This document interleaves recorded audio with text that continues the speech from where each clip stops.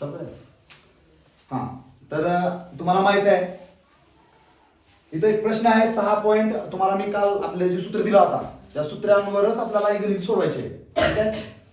जे सूत्र तुम्हाला आखले दिलेले आहेत त्या 11 सूत्रापैकीच सूत्रांचा वापर करून आपल्याला हे गणित सोडवता येतात. सर्व उदाहरणं सोडवण्यासाठी आपली ती 11 सूत्र कामाचे आहेत आणि तिचाच वापर आपण इथं करणार आहोत. आता बघा इथं काय दिलेलं आहे 6.1 मध्ये, जर साइन थिटा बरोबर 7/25 तर कॉस थिटा व टॅन थिटाच्या किमती काढा. म्हणजे बघा आपल्याला साइन थिटाची किंमत ऑलरेडी दिलेला आहे आणि आपल्याला काढायचं काय कॉस थिटा आणि टॅन थिटा. तर तुम्ही बघा ज्या ठिकाणी साइन थिटा आणि कॉस असं दिलेलं असेल ते सूत्र आता आपल्याला इथे घेता येईल. ठीक आहे. चला मग सांगा बरं कोणतं सूत्र घेता येईल रे?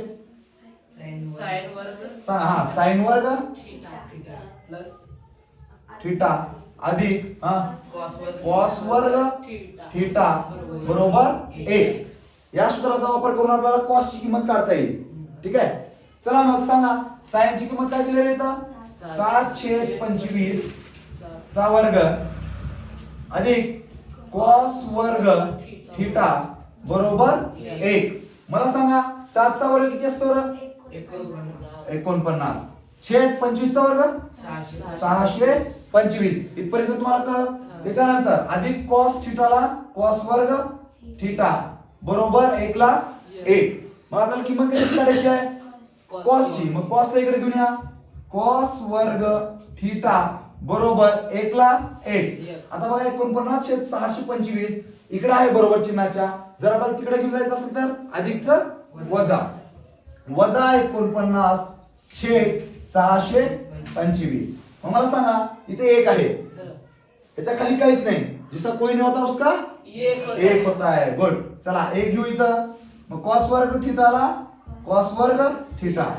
हा 1 1 625 1 725 वजाला वजा 49 1 छेद 625 1 625 इथपर्यंत आलं. काय अडचण कुणाला? ठीक आहे. ह्याच्यानंतर बघा कॉस वर्ग थिटा बरोबर 625 मधून 49 गेले किती राहतात रे? 576 छेद 625 ला. 625 चला मग आपल्याला कॉस वर्ग थिटा पाहिजे का कॉस थिटा पाहिजे? Cos theta. मग इथे लिहायचं दोन्ही बाजूंचे वर्गमूळ करून ते तुम्ही लिहा. चला कॉस थिटा बरोबर, नाहीतर आपण लिहूया इथं दोन्ही बाजूचे वर्गमूळ काढून. ठीक आहे. चला दोन्ही बाजूचं वर्गमूळ जर काढलं तर इथं काय येणार कॉस थिटा बरोबर 576 चं वर्गमूळ काय येतं रे 24 आणि 625 चं वर्गमूळ 25. गुड. म्हणजे आपल्याला कॉस थिटा बरोबर 24/25 हे आपल्याला त्याची किंमत मिळालेली आहे. सोपं आहे ना एकदम. त्याच्यानंतर आता ह्याची भेटली. आता काय काढायचे आपल्याला पुढचं रे टॅन काढायचे. मग मला सांगा टॅन काढायसाठी आपण कोणतं सूत्र घ्यायचं? टॅन टॅन थिटा बरोबर साइन थिटा छेद कॉस थिटा. ओके. चला मग आता टॅनची किंमत माहिती आहे का आपल्याला? नाही. तर टॅनला टॅन थिटा बरोबर साइन थिटा किती आहे रे? इथं बघा 7/25 छेद कॉस थिटा मध्ये किती आहे 24/25. लिहा इथं 24/25. आता मला सांगा ही 25 ही 25 कळतंय का?